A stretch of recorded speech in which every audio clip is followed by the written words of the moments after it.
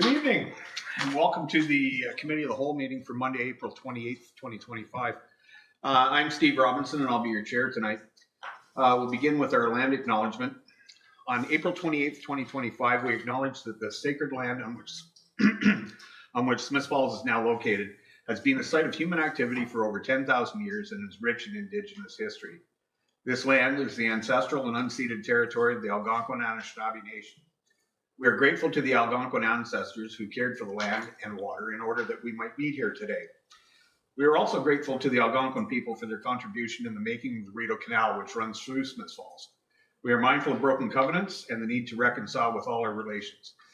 Together, may we care for this land and each other, drawing on the strength of our mutual history of nation building through peace and friendship, being mindful of generations to come. So I'd like to call the meeting to order at 5:01 p.m.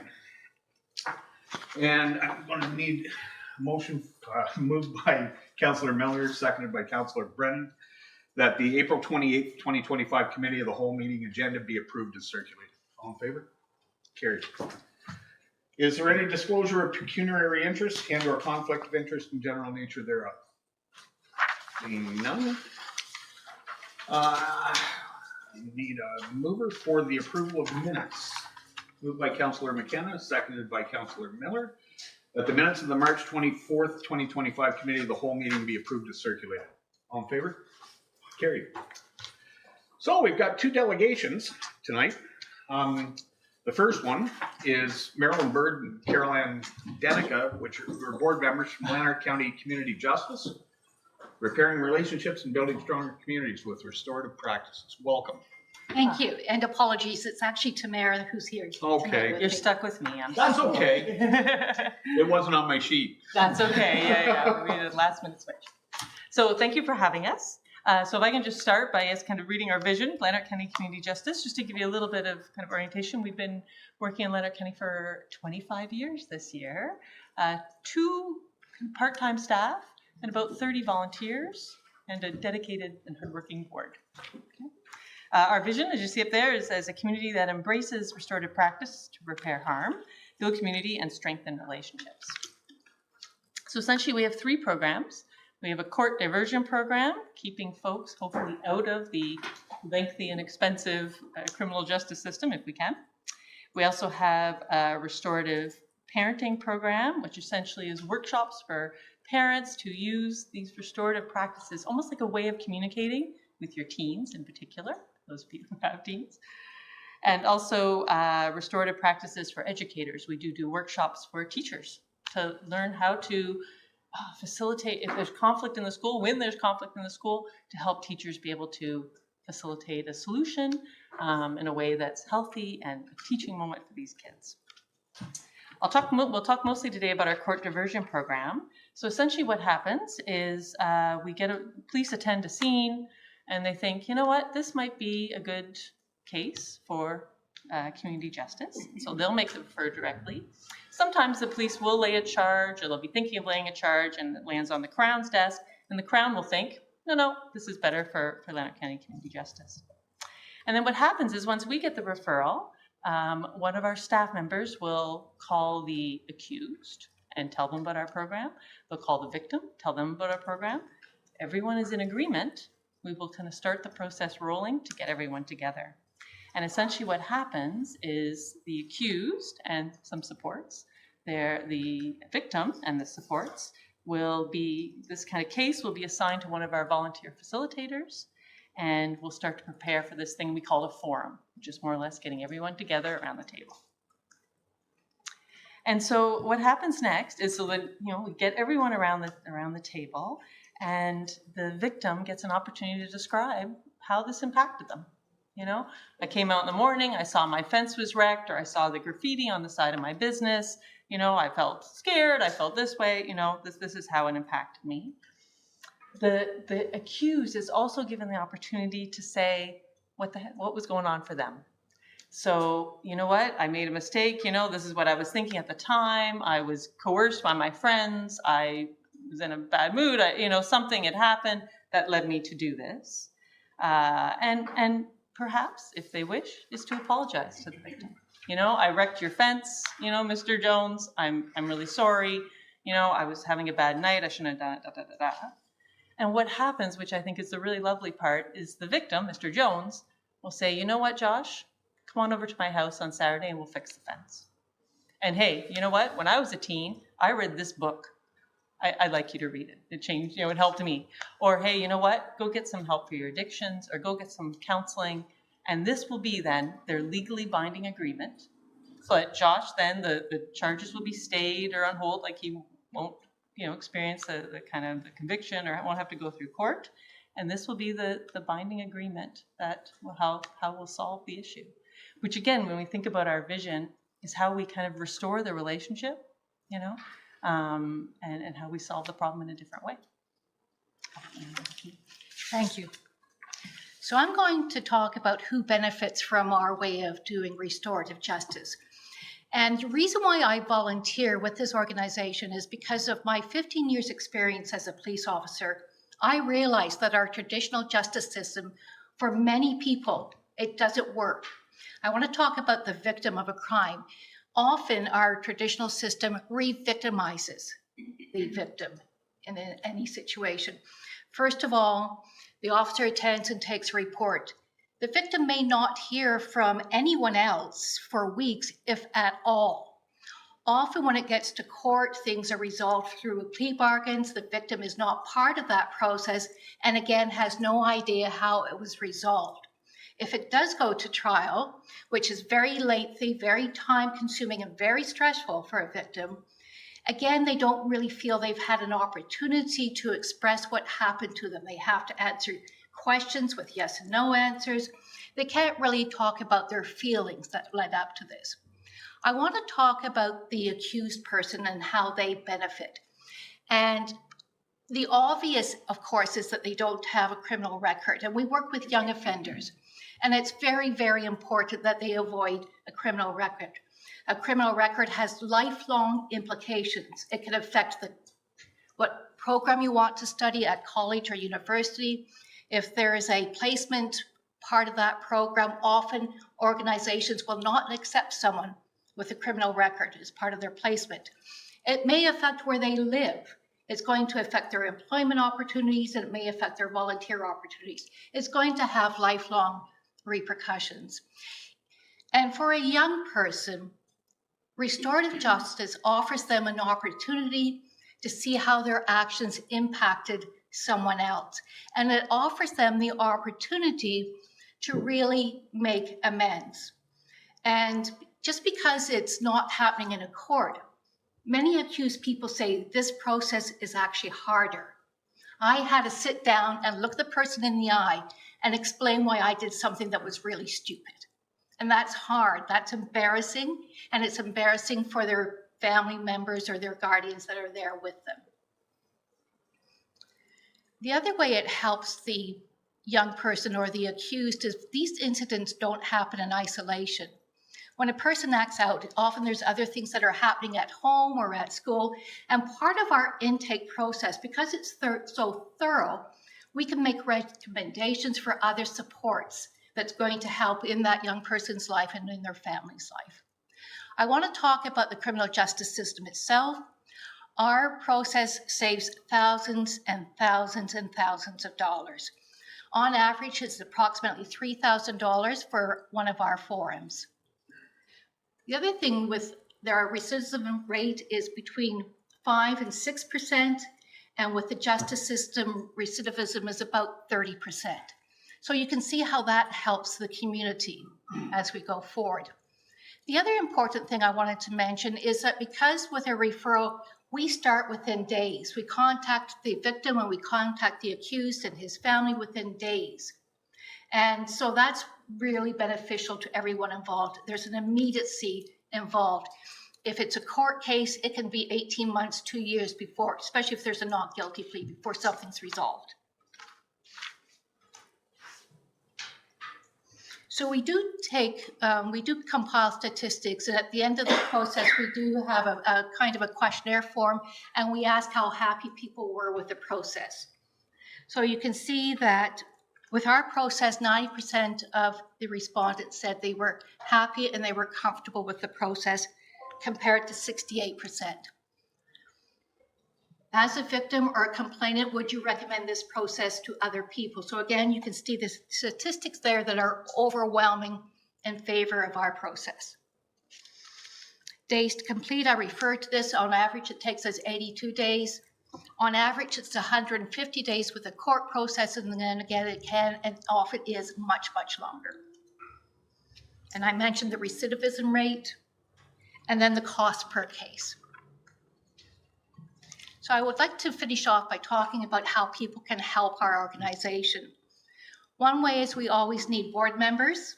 I know from personal experience that counselors have a very heavy workload, but you may know someone that would be interested and available to help us with this work. The other way is that we always need facilitators. We just completed 2 weekends of training, and it's the facilitators that are the backbone of our organization that actually do the circles or the forums themselves.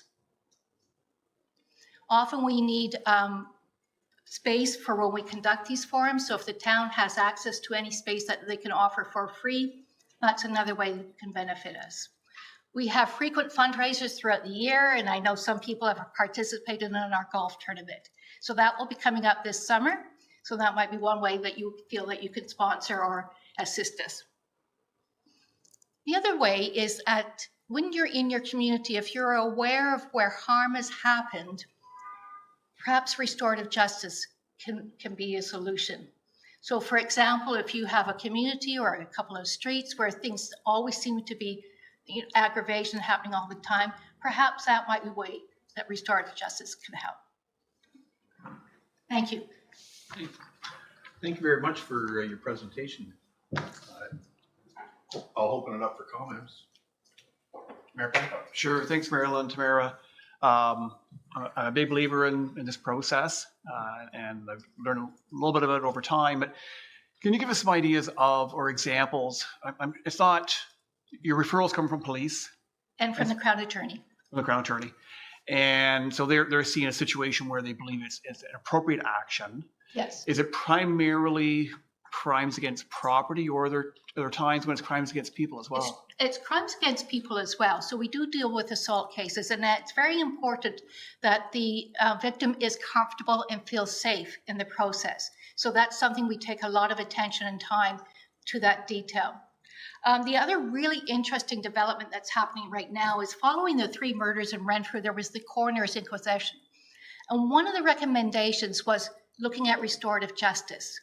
And that may feel, your first reaction is, no, that's not going to work. But there is an opportunity for restorative justice, and it's something that we're working with Interval House in Carleton Place to kind of just opening the door and talking back and forth about how this would look in reality. Restorative justice has actually taken place in federal penitentiaries as well. It may be some years down the road where the accused person, or it could be a family, reaches out and say, hey, can we talk about what happened and why it happened? And it can be very, very healing for all people involved. And do you have examples of how is there a percentage of these fairly maybe more minor offenses that make its way through the restorative justice process, or how many of these sessions do you hold in a year? How many? So on average, it's approximately, it's remained about 50 a year in the last 3 or 4 years. Of course, COVID put a halt to everything. I can tell you that in our last year, we had 13 young offenders that we worked with and 5 adults that we worked with here in Smith Falls. Okay. And so then you have years of past where you've tracked the futures of these people, I guess, to some extent. Again, because we're not allowed to keep records, it's very strict about the protection of information of young people. There was only one opportunity where we had an opportunity to look at the statistics for that year, and then we worked with the OPP to see if the reoffending rate. Mm-hmm. And that's how we were able to determine that it was between 5 and 8%, which is the national average from the research that's been done. So that's really showing. Now, when you talk about offenses, of course, the majority of what we deal with is things such as mischief and theft. We also deal with assaults. And in recent years, one of the worrying things is there's more referrals that have kind of a racist or a homophobic element to them. Well, I think your presentation speaks for itself. Obviously, the results are Yes. really good. So thank you for the work you're doing. Thank you. Any other comments or questions? Thank you very much. And thank you for the opportunity to speak to you tonight. All right, moving along, we have our second presentation with Megan McElvena from downtown and Sherry. Oh, you're doing it. She's throwing me. Okay. Sorry, Sherry. Okay. Good evening, everyone. I'm Sherry, not Megan, and I'm just here tonight to talk about the reconfiguration of the Russell Street Parkette that we've been working on with the Beautification Committee. We would like to reconfigure it, as you can see, and install a 10 by 10 cedar hardtop gazebo, a new public art installation. We would be installing a public art piece in the form of a piano under the gazebo. We did speak with Lieutenant Jason Smith. We did site visit to ensure that we had proper clearance from the fire hose connection to make sure there was no issues there. We would be reconfiguring the space to add a concrete chess table and 2 ground level game installations for smaller children. In doing this, we'd be removing the 2 larger planters that are at the ends, and we have spoken to Director Clark regarding this to have the work done. We would also be lowering the other planters a little bit and adding flowers into them that would be cohesive with the downtown that we've been working with Rob Gummel. We did speak with Manager Crowder, and we're hoping to put a community board in the node that's there. There was one on that corner at one time, long time ago, but that would just go in the node where the grass is. So that's really all it is. The goal is to make it a more usable space. And we would like to try to get people from Lower Beckwith Street up to Russell Street and this end of town with that activation in the community board. Yeah.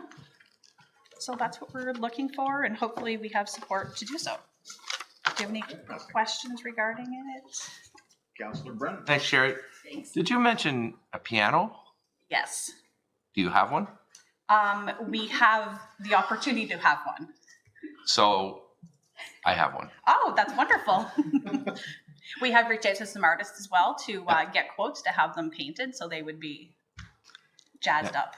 So sounds great. Oh, So thank let me you. know. Councillor You have to move it. Thank you.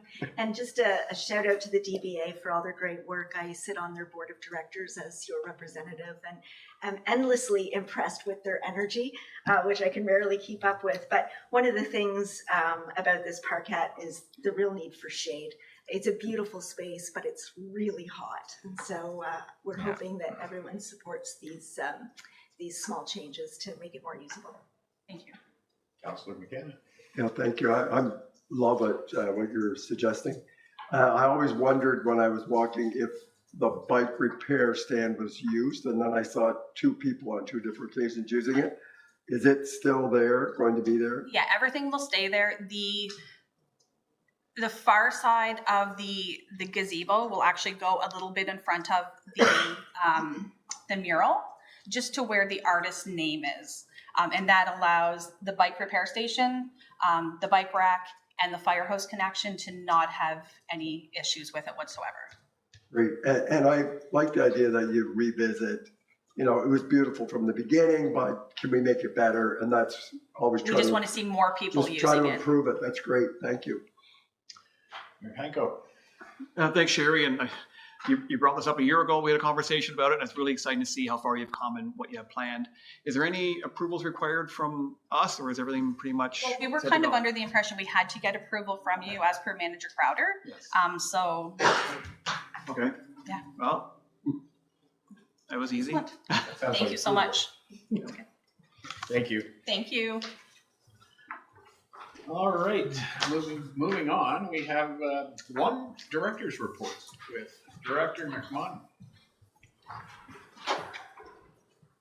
Thank you, Mr. Chair. Good evening, members of council. I got a couple of reports here this evening. I'll try to be quick. First being the water tower. So as council's aware, with some email exchanges over the last couple of days, the water tower's corporate logo, or the town's corporate logo and associated text, has been painted on both sides of the tower itself.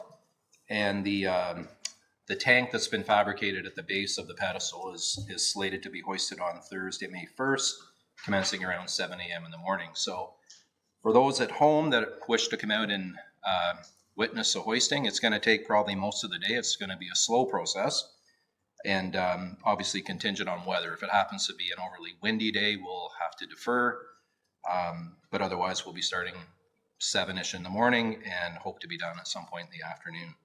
So it'll be exciting to watch that go up, albeit it'll be a very slow process. Confederation Bridge, the project is officially broken ground.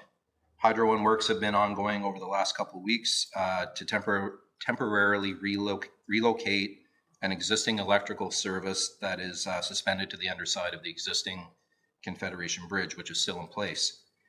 Staff anticipate the existing bridge will be removed towards the end of May, with concrete foundation work starting directly following that time.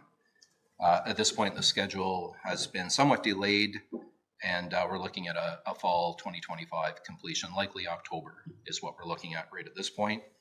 But nonetheless, we've have had some progress over the last number of weeks with Hydro getting in there and doing the work they have to do. Obviously, that needs to be facilitated prior to bridge removal. And then we're still working on some some permitting implications, as well as procurement of goods and whatnot, the timber itself through StructureCraft. So wheels are in motion and everybody's working diligently on this project. George Street Phase 2, just a quick update on that. I wish to advise the folks at home, and in particular the people that live in that area of town. The project's been tendered as of last week. We're looking at a closing date of May 13th. We hope to have a good response to that tender that we issued. Construction is anticipated to commence early to mid-June. Affected residents are currently being contacted to arrange access for plumbers to get into their properties to ensure that we can feed them with potable water during construction with our overland backfeed system. The project's anticipated to be completed likely in November this fall. That's my director's report. Councillor McGuire. Thanks. Great news that the bridge is starting. I'm wondering, we talked about lighting during the project. Where are we at with that, or what did we decide, or do we need to have another conversation still? If I could, through the chair, so right now we're at 90% design stage. The StructureCraft has, as they proposed in their original submission, low-level lighting. So it's an under handrail lighting, which will shine down on the bridge deck itself. The arch lighting that was talked about some time ago when we picked the design, and plus all the value-added elements that we added to the design, that's a $80,000 touch. So right now we're, I presume we're going to come in and around budget, but council should be aware that is a $80,000 add-on. Coincidentally, we had a meeting last Friday with StructureCraft. We meet with them every 2 weeks just to discuss progress. It did come up. Now would be the time to inform them as to what the town's wishes were with that high arch lighting, for the simple fact that they're in the process right now of securing the glue lam for the arches on both sides of the bridge, and they would have to create a routed recess within the underside of those arches to be able to accept the recessed arch lighting. That said, we do have, we're in the midst probably this week of getting our full package submitted to Parks Canada. It's a federal basic impact assessment. Very, very comprehensive. We would have to include that high arch lighting if we wanted Parks Canada to give consideration to that lighting element to be incorporated into the bridge. It's unknown at this point whether or not because lighting in and itself over a water body can have implications on fish spawning and certain things like that. So it isn't known whether or not it would be approved anyways, even if we incorporated it into the design package that we submit to them for review. But that said, we certainly could incorporate that into the design package for the permit application, if that was council's wish.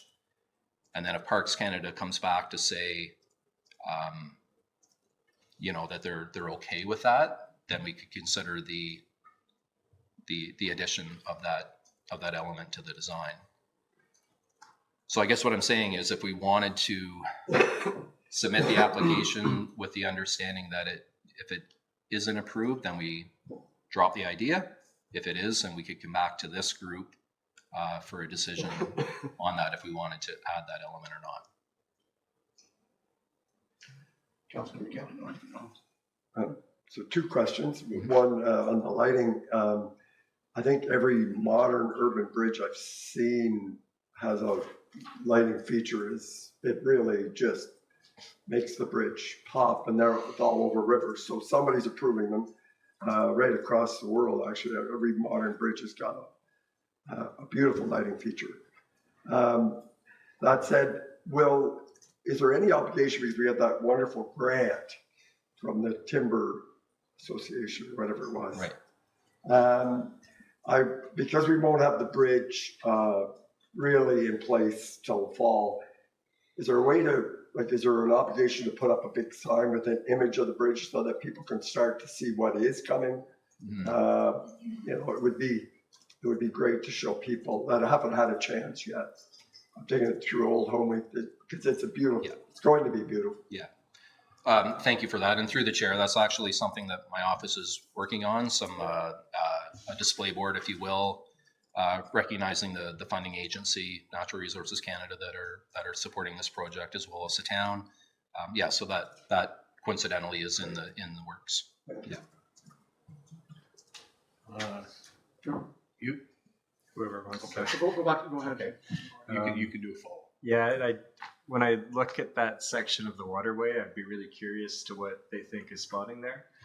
But even despite that, even if there is something spawning there, the spawning window is water temperature dependent, flow dependent. It's a small window in the total year, and there's a lot of other bridges, as Councillor McKenna says, that don't seem to have this issue. So I'd prefer if we went ahead with it and push for it, because I don't know why Parks Canada would be against it.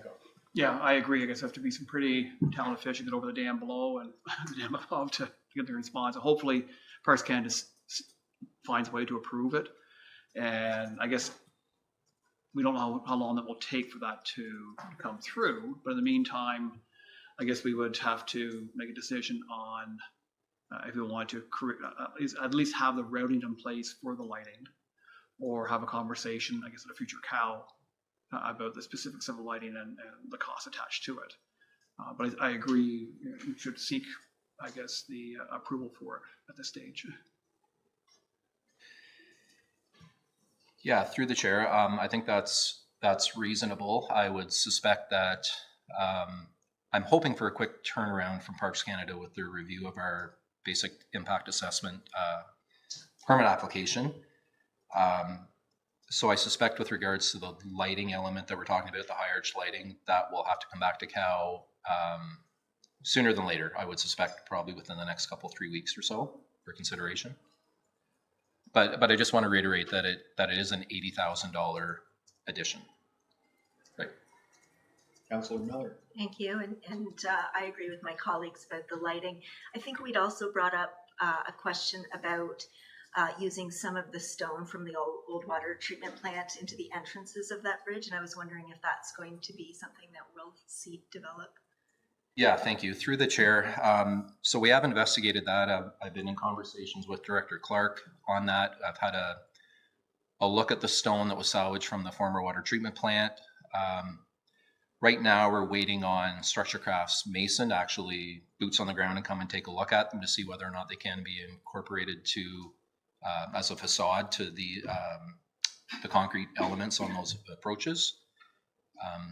Yeah, so we have discussed it. We're aware of what we have for inventory of stone. There's not as much as I would have liked there to think there was, but there's some.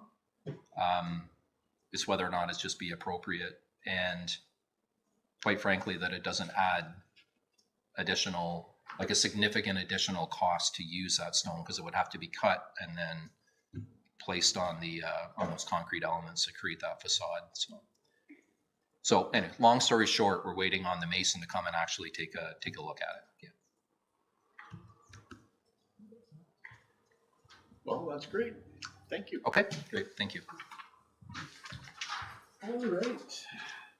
So we have no committee of the whole consent reports. So we are going to be moving in camera. So I need someone to move.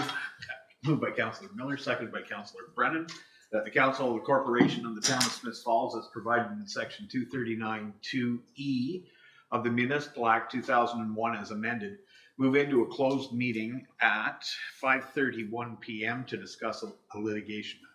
All in favor? We'll try to take as little time as required.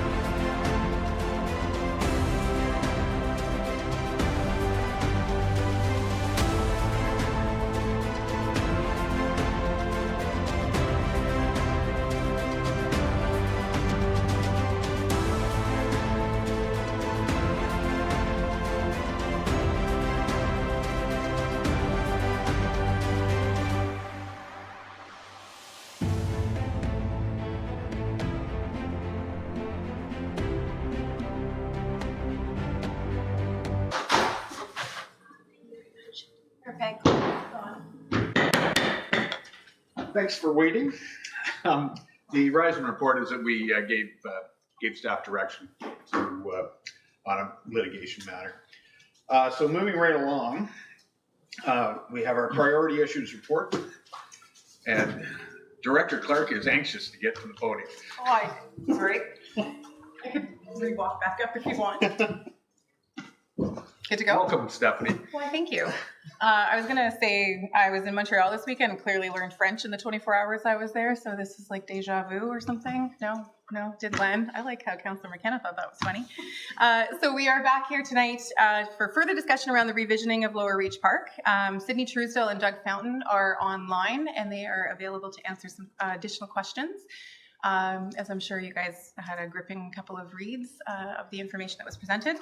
So as a reminder, I stand here quite humbly, of course, asking that Council receive the report on Lower Reach Park redesign as presented, and that Council approve the placement of the primary parking lot and entrance, the primary one only, and the entrance, and that Council adopt the Lower Reach Park redesign in principle, recognizing that future phases and action will be subject to budget deliberations and future Council approval. So we'll be back talking about this in an ongoing manner. So those are the pieces that I'm looking for. And I just wanted to open it up to questions, and we have Doug and potentially Sydney coming as well. So. Councillor McKenna. Thank you, Mr. Chair and Director Clark. I'm supporting the recommendation as is to go forward tonight. And one of the things that our Doug, our consultant, the expert in park design, reminded me was that we built the park. It is a nice park, but we're trying to get a very good park. And what we've done is built it in pieces, and those pieces didn't always fit. And we see now there's tensions here and there around. And I think this will answer that over a period of time. So I'm not interested tonight in pulling out pieces and moving the blocks around. I'm interested in this high level approval and knowing that significant work going forward will happen over the next 10 years probably, and will be discussed at each council. So I'm ready to go. Thank you. Councillor McGuire. Yeah, thanks, Mr. Chair. Thanks, Stephanie. I'm not ready to do that because last week I thought we had a really fruitful debate that had a lot of really good points come up, and it makes me ask the question, why do we bring this stuff to council if we're not supposed to read it and take the feedback and take the public comments and synthesize it and then make sure it's in the best interest of the town? One big thing that's missing from this for me is the boat launch for the Voyageur canoes. If we move the launch dock to near the tennis courts where they propose, there's nowhere to back a car in to launch those Voyageur canoes. The big one is the dog park, which I've got a lot of feedback on since the last meeting. Some of it through emails that I think we've all gotten. The whole reason we haven't put up a netting barrier right now to protect the cars at the dog park is because it was a 6-figure cost for that netting barrier. Now, the best design is one that has the lowest maintenance over the life of the project. And this design incorporates the same netting barrier that's going to have that same 6-figure cost that's going to need to be maintained year after year after year if the reconfiguration happens the way it is. The arguments against moving it to where the leftover gravel pad is and the proposed pump track, to me are relatively weak. There's the argument of the 30-meter setback, but there's still be plenty of room with the trail and the 30 meters to keep the waterfront accessible for people. We know there's water access across the site from whatever that pipe is that goes between Old Slies and across the park that was explained to us. And culturally, it gets the dog park away from the baseball, which has not been a good mix. And I don't see that relationship improving as long as the dog park's over there, because it hasn't been good for either side, I don't think. So I'm interested to have a debate on those kind of things. But the other thing was the sidewalks. We talked about extending the sidewalks or having connectability of the sidewalks. I'd be interested in having a conversation about that tonight, but I don't know if there's no consensus for that, then I'll just vote against the proposal. Councillor Miller. Thank you. Thank you, Director Clark and Doug. And, I think the plan is great and almost there. I'm happy to receive the report. I'm happy with the placement of the primary parking lot. I think that one of us last time asked for a summary of comments, which I would still like to see in advance of approving that. I'd like to have further discussions about the location of the dog park. I'd also like to have another discussion about the gravel parking lot, which I'd love to see gone. So I think there's a few tweaks that we've brought forward, and I really appreciate the value of a plan and a vision on paper so that we can continue to work towards that and not make the same mistake we've done for years and just plop things in wherever there's space. So I would just like to defer that part until we have more conversations on that. Mayor Panko. Thanks, Stephanie. Again, the overall vision I think is very good. I'm supportive of the parking lot location. I'd love to see us moving on that ASAP. I too have heard concerns from dog park users. We know that we had some conflict in the past. Even though personalities will change over time, I still have reluctance having it right along basically right along the ball diamond, right directly adjacent to.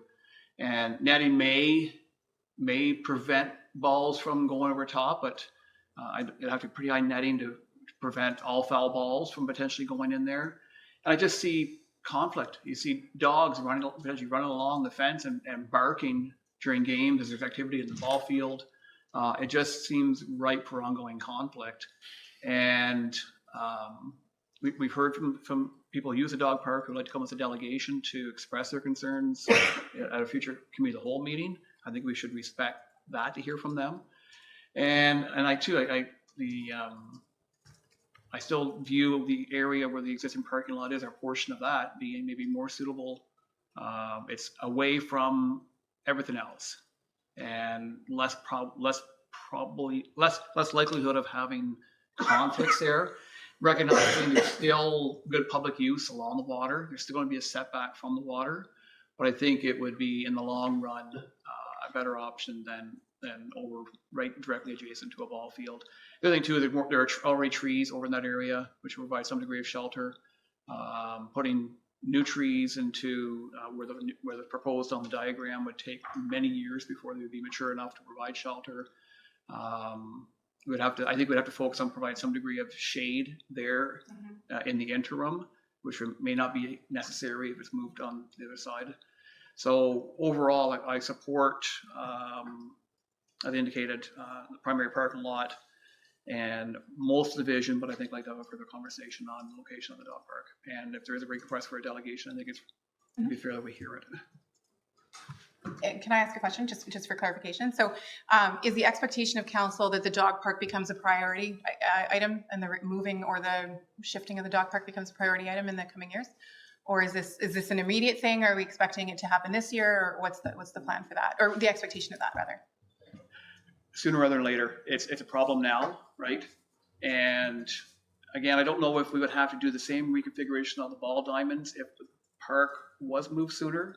I'd be interested in seeing if it would be a more minor shift to that side if we're not worried about balls going into a dog park. And we know it's problematic now. It's going to be problematic when ball season starts again.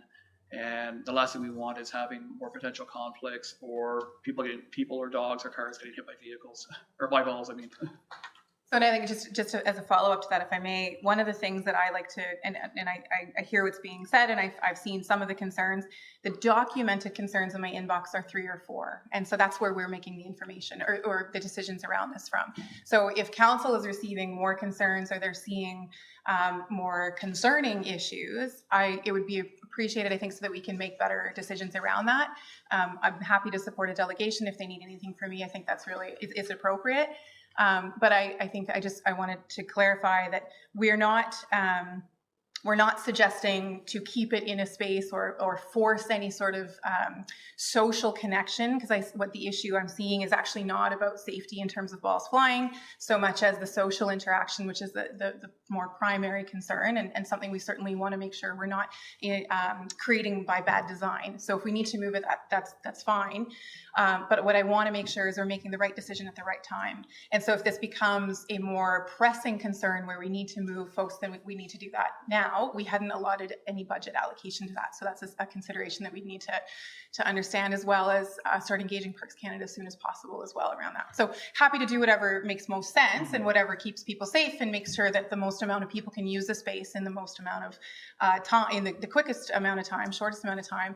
But I think just a recognition that we can only do from a departmental side and respond to the concerns. And I say this to the public as well. We welcome the concerns and the comments, and we want to be having as many specific concerns and comments, because vague statements, and I'm not suggesting that in this case, but vague statements don't allow us to whittle down or narrow down the concerns. So the more pointed and specific we can get, the happier we are. And we appreciate that from council as well. If I may finish that thought then. Councillor Brennan has an attitude. Go ahead, Sean. Okay. Well, I think the plan for the Ball Diamond side of the dog park is 8 to 10 years down the road. Mm-hmm. And if we don't make a change to the dog park sooner, we're just gonna have more issues, more problems. And or more requests to put netting up at the outfield as it stands right now to prevent balls from going into areas where there are people and dogs. So I think we need to prioritize it. Maybe not for this year, obviously, but I think if we don't prioritize it, we'll have bigger issues. Councillor Brennan. Yeah. So I agree with Councillor Miller that we received this report. We approved the placement of the parking and the parking lot entrance. I'm not interested in getting into the weeds of, boat launches or, the dog park is an issue. And I'll just ask you, did you just say you had 3 or 4 complaints? In the last 2 years that I've been here, I've had 3 or 4 official complaints. Okay. Yeah. So I don't know what a priority moving the dog park is. I was there when it started. The town was gifted the land, and staff at the time recommended that area. To be honest, I didn't envision the balls flying into the dog park at that time. And apparently they do. So I think for the cost of it, it just seems to me, and not that I want to debate this tonight, but I'll just make this point. It seems to me that a net along the outfield would solve a lot of problems. Along the outfield, the road would still be there. And if we could look at the cost of moving a whole ball field and moving a whole dog park where the infrastructure is already there, just add one piece of infrastructure, and then it should be the problem solved. The only thing that with the location that you have now is there's water available for the dogs, and we always wanted to have water, and it just wasn't possible. So those first 2 things in your report, I support. I think we need to get that parking lot done ASAP, and then I would look forward to further discussion about the dog park. If you only had a few complaints, then I might just walk down there at 9:30 when everybody goes and see what they think. And I guess someone wants to come as a delegation. I'm always for that to get as much public input. But I think that Doug, the consultant, made the great point, and it was just repeated here, that over the years, the park has been piecemealed a little bit, get some money, drop it here or there. So this is a roadmap, and other than this one issue here, I like everything about it. And I would also like to see the redacted comments, and because I know we had a really good uptake. I think somebody mentioned 300 comments that were received, so I'd like to see those as well. So those first 2 are good. Councillor Miller? No, that summed it up. Thank you. Okay. I'll just say my 2 cents with it. The draft proposal for the park is, in my opinion, it's a living document, and it's open to change throughout the course of it being implemented. So I think the parking lot is a priority. So I would be in favor of receiving the report tonight in principle and going ahead with the parking lot. And then we can debate the dog park at a later date. Okay. So, anybody else got anything? Okay, well, that, Councilman McGuire? Yeah, I just want to understand what because there was the two, are we waiting to receive the report? Or are we? Councilman? I think we're receiving the report, going ahead with the parking lot, and then we're going to adopt the report after we have more discussion. So we get, those are low hanging fruit right now. Yeah, And we'll sounds do it. good.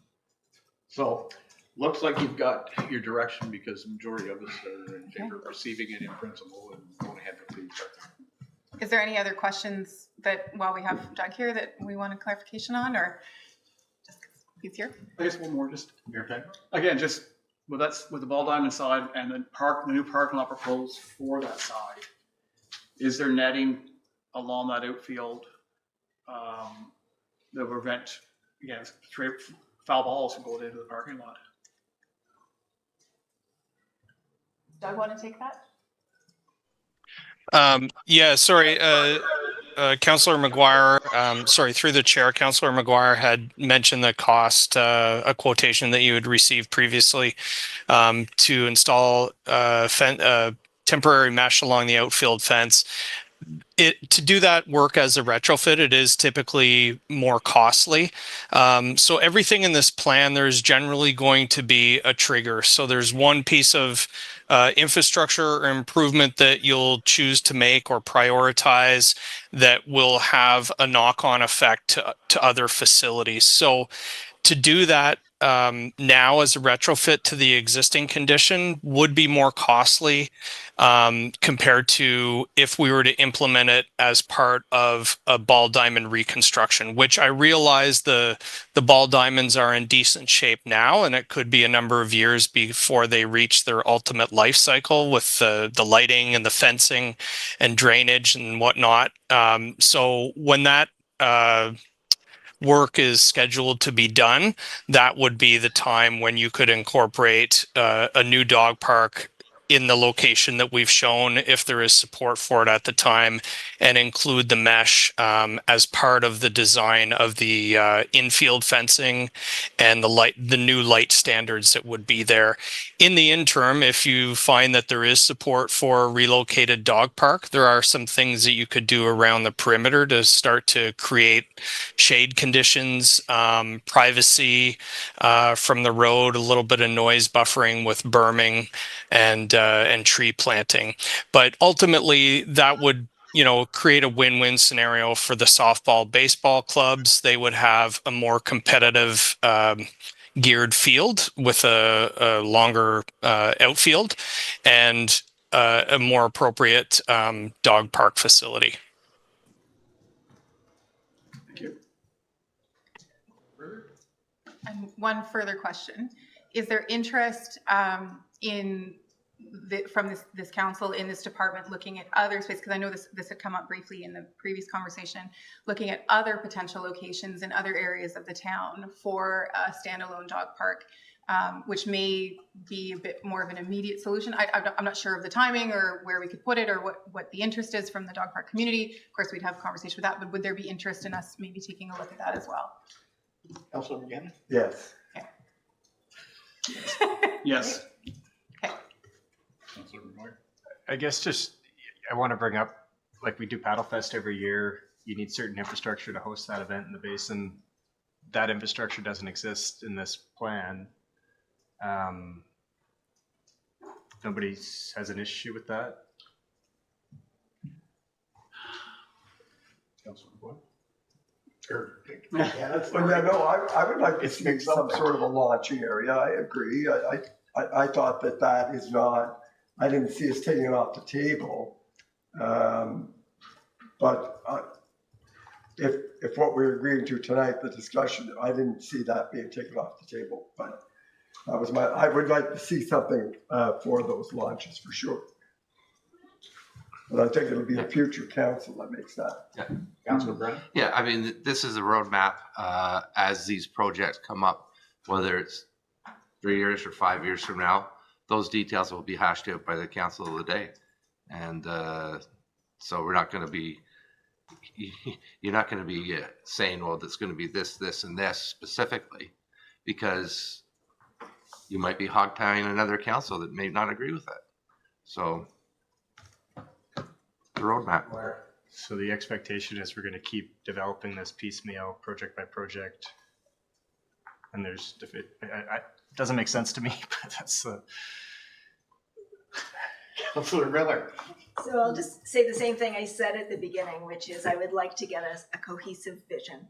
And I think we're close. There's some suggestions here. We're looking for a little more for the comments back. And then, by all means, I support that addition as well. But I am in support of a clear vision. And then what future councils choose to do is up to them. But I would like to see that vision ultimately, just not finished tonight. Yeah, I support the consideration of enabling boat launches for special events. I don't want a public boat launch used all the time, but a space there where the Voyager canoes, as an example, could be launched safely. Okay, and I'm just going to throw in one last comment. Every plan has to start with a vision. So this is what we've got. We've got the vision, and then we can adjust it as required. But so anyway, you've got your direction for Marching orders. all right. Okay, thank you. Thanks. Merci. Okay, item 10.2, the Smith Falls for All Committee interim report with Clerk Costello. Thank you. I'll do a bit of an introduction, but the chair of this committee is Mayor Panko, so I will probably turn over to him as well. So this is the interim report that was promised through the terms of reference for the Smith Falls for All Committee. This committee has been very active. We meet monthly. It is kind of a takeaway from our previous racism and discrimination task force.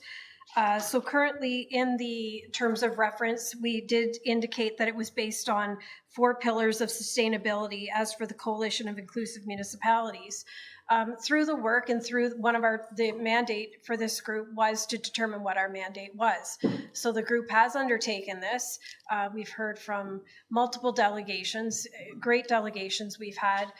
We've done a public survey. We had great feedback from that. We've done a SWOT analysis. And over many, many meetings, the group has come to terms and come to make our own 4 pillars. We're calling them our 4 priorities. And those 4 priorities are housing, poverty, food insecurity, inclusivity. So we've kind of re-looked at what we proposed in our initial terms of reference and kind of made our own. Through this as well, we've also came up with what we hope council will support for a new name for the group, one that we think is more fitting, and that would be the Smith Falls Equity for All Committee. I don't want to go through everything that's in the report. I definitely would, if Mayor Panko wants to add anything, but the outtakes for tonight would be that council formally receive the report, that they give permission or approve the change of the name, and as well that they will approve the amended terms of reference to include the 4 priorities or pillars that the Smith Falls for All Committee has come up with through quite a bit of public feedback and discussion amongst the group. I will let Mayor Panko, if council concurs, to speak, as he is the chair of the committee and probably has lots to say on it. Well, Ferguson, you said a lot of, and the report really speaks for itself. This is a real group of deeply purpose-driven and passionate people, and we're very fortunate to have them. And Councillor McKenna and I are, of course, representatives you've appointed to this committee, and remain, I guess, very committed to following through and doing all we can, especially as it relates to really the 4 priorities of poverty, housing, and food insecurity and inclusivity. And we will have the food insecurity issue coming forward shortly on the agenda. But overall, it's something that it'll continue to evolve, and at a time when there is certainly resistance and rollback of DEI initiatives, especially in the United States, and hopefully not the same thing here. And we're an evolving and changing community. And there's strong recognition by the group about the deep impacts of poverty and food insecurity in our community, the issues with housing, It really focuses on some of the things we've talked about at this horseshoe and I say progress we've made on these issues over a number of years. So we'll continue to do our work going forward. The creativity merges every single meeting. If you ever have a chance to go back and watch some of them, sometimes it's like we could probably go on for days once we get rolled on a topic. But it's very, very heartening. It's very motivating to know that we've got a group like this who's really devoted so much time and energy and wisdom and passion and their own experiences to try and move our community forward in a very positive way. So I'm happy for us to receive the report and look forward to continuing on with the work. I'd just like to add further to that is one of the main things that's come to this table that council concurred with was basic income. That was one thing that our group talked about and had a delegation on. So that was something that they recommended and brought to the table, to this table for council. And another that you're going to hear next up being food insecurity. So as Mayor Panko said, this is a very passionate group and very dynamic, and it's hard to keep up with them. But we'll have a final report at the end of the term, and we've already started looking at priorities for 2025 and beyond. Councillor Miller? So I just wanted to say thank you for the great work on this committee, to those around the horseshoe, to Director Costello, and I know the many members that are working so hard. I'm really impressed by the work so far and fully support all their efforts and their recommendation, of course. Anyone else? So can I have a show of hands who's interested in that? It looks like you've got the direction. Thank you. All right, and the next one's with you again. Thank you. I will just do a very brief introduction. Mayor Panko has more of the knowledge on this than I do. This is another motion that the Smiths Falls for All Committee discussed at great lengths at multiple meetings. We had two delegations who discussed food insecurity. City of Kingston, a councillor from the City of Kingston was one of the delegates who spoke about a resolution that the City of Kingston has passed declaring food insecurity in their municipality. So the Smiths Falls for All group has drafted a motion that's attached to the report this evening, as well as the reports, the delegation presentations, that we listened to. But we're hoping that council will review the motion that's in front of you this evening and hopefully pass a motion to declare food insecurity in the town of Smiths Falls. And again, I'll ask Mayor Panko if he'd like to elaborate on that. Sure, thank you. Long-term food insecurity has significant consequences on the physical and mental health of our citizens. It leads to increased rates of chronic disease, premature mortality, poor educational outcomes, and poor social well-being. Food insecurity has long impacted the overall health and wellness of our community and manifests itself in many negative ways, including higher rates of diabetes and cardiovascular disease, higher rates of infectious disease due to weakened immune systems, increased stress that can lead to poor decision-making, increased risk of injury and chronic illness, greater incidence of poor oral health, increased healthcare utilization and cost, increased hospitalization, increased social problems, including substance use and crime, increased social isolation, and for children, a broader effect on their ability to learn, perform at school, and a greater risk of asthma, depression, and sadly, suicidal ideation. So as we see in the report, it's estimated that 1 in 3 households in Kingston, Frontenac, Lansing, and Addington is food insecure. And a recent report from the Ottawa Food Bank indicates that 1 in 4 Ottawa households is food insecure. And our health unit estimates 1 in 7 households in Leonard, Leeds, Grenville suffers from food insecurity. So the challenge we have is the availability of local data, and nothing would provide us with a deeper understanding of the real prevalence of food insecurity in our town.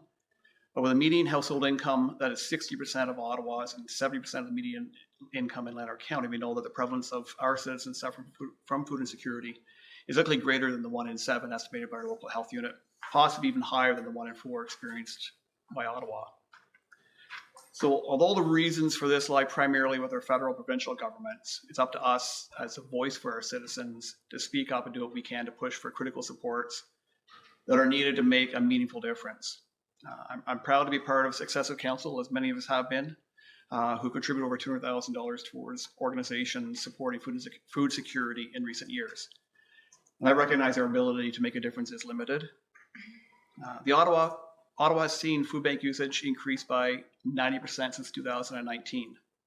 In Smiths Falls, food bank usage is up over 200% over the last 5 years.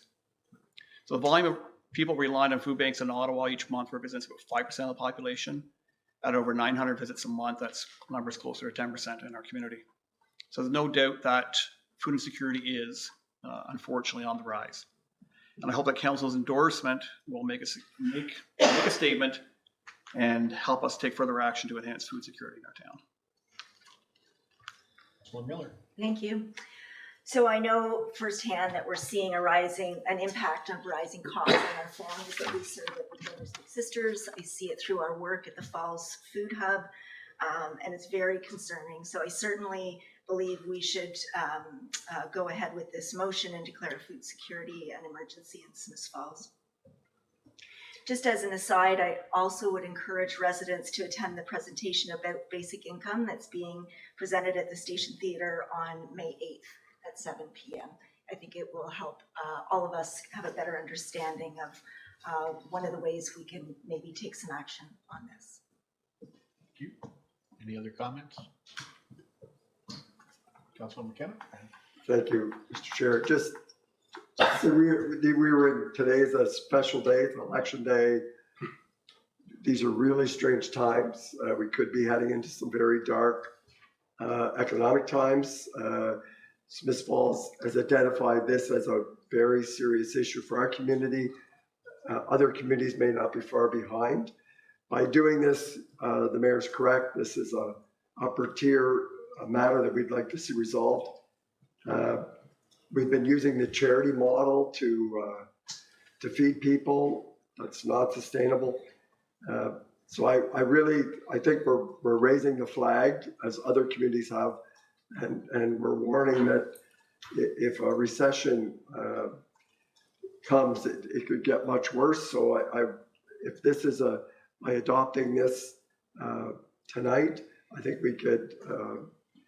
We're just saying that we're on board. We're going to do everything we can. We're going to keep fighting to help our residents get through these really difficult times. So I'm very supportive of the recommendation.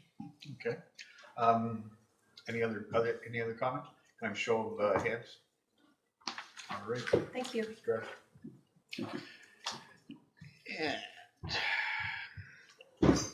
the next one is with Mayor Panko. Thank you.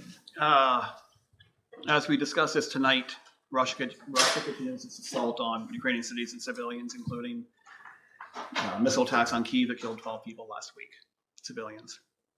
So since we had an opportunity to discuss this on March 4th, I've had an ongoing dialogue with the delegates we heard from, trying to determine what would be the most suitable Ukrainian municipality for us to potentially partner with. And a country torn apart by war and continue to face an uncertain future, we want to ensure we found a community that was of suitable size and location, could benefit from our partnership, and frankly, is far enough away from front lines that a twinning would be meaningful. So it leads us to Zalowshu. I think it's the right pronunciation. It's a community in Western Ukraine with a population of about 24,000 people. So geographically, it's not much bigger than us, but 12 square kilometers, a little bit larger than Smiths Falls. Long history in this town. Started in the 12th century. Over time, has been part of Poland, part of Ukraine, ruled by the Austrian Empire, sadly occupied by Nazi Germany, oppressed by Russia as part of the USSR. So certainly some great challenges in its history. Suffered greatly during World War II with the massacre of Jews, sympathizers, resistors. At one point, Nazis had forced 4,000 Jews into a ghetto before ultimately removing 3,500 of them who were taken to a nearby pit and murdered. So forming a sister city with Zalowshu opens the door for the possibility of a growing alliance that can be driven by our respective communities. So in North Gren will formalize a twinning in 2023. A local group led by citizens of Ukrainian heritage or descent organized and started a Ukraine bike art project, painting dozens of old bikes blue and yellow, placing them at a variety of strategic locations across the municipality to foster its unity and international friendship. I had a chance to speak with Nancy Beckford, the mayor, over the weekend, and they've enjoyed a relationship. They're actually coming to council. I think she said probably in June or July, around the 2-year point of this relationship, to talk about what they can do next. Other twinnings have led to greater partnerships fostering collaboration and understanding between different cultures and regions. They enable the possibility of people-to-people interactions, even between children of respective communities and cultures. Maybe even educational exchanges someday. May also lead to economic tourism-related initiatives. Really, at this stage, it's hard to know what this could become. So a twinning arrangement provides a broad statement of moral support and solidarity with the people of this issue, and let them know that despite the deep and profound effects of the Russian invasion, there are people thousands of kilometers away who do care. And so I hope that through this arrangement, we can help serve as a conduit of enable members of our community, including maybe those Ukrainians who have settled here, to extend support and help the people with that issue. So council's endorsement, I guess the next step would be for me to reach out to the mayor there, Igor Harinka, I believe is how it's pronounced, to start a dialogue about what formalizing 20 would be and how we could be, I guess, how the respective communities could make this as meaningful as possible. Okay. Back to you, Mr. Chair. Well, thank you. I think it's a great idea. So I'm seeing thumbs up. So thank you. We'll move forward with that. All right, now moving on. Do we have any committee, board, and external organization updates tonight? Okay.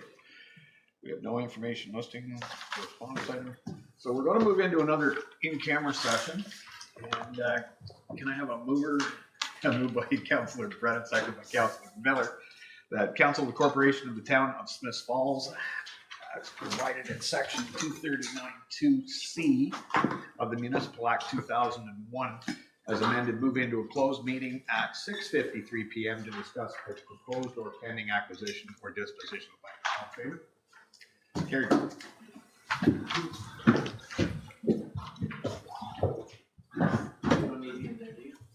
If it works, I don't. We need you.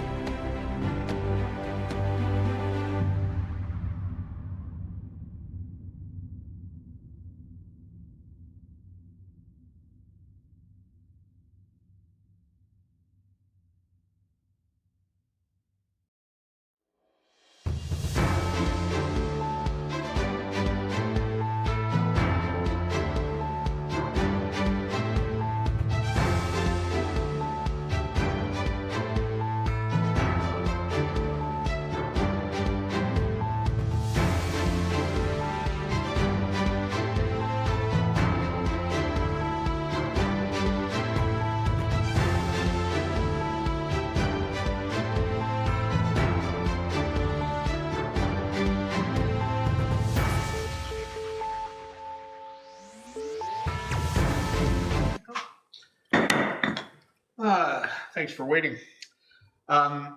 We gave direction to staff on proposed acquisition or disposition of land. Have no notice of motions, so our next item on the agenda is adjournment. So it's moved by Councillor Brennan, seconded by Councillor McGuire, that the committee adjourn its proceedings at 7:21 p.m. and stand so adjourned until the next duly called committee meeting. All in favor? Carried. Good night, everyone. Mr. Chair, I said 7:30 and I was, you're way early. I'm sorry, do you want to go back? You're way early. Yeah, I think I had some trivia. Okay.